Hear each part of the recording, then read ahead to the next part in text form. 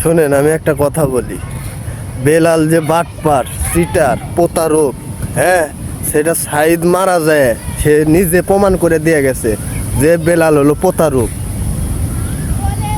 কেউ মারা যাওয়ার আগে কান্নাকাটি করে কারো দোষ ধরে না। সাইদ ভাই যে কান্নাটা কাঁদছে আর যেভাবে দুঃখ প্রকাশ করছে, এটা বলার মতন না।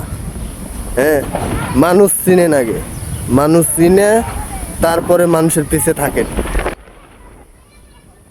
বেলাল ভাই এক রাত্রে কষ্টের দাম গোটা বাংলার ব্যক্তিরা আপনি দিতে পারবেন না।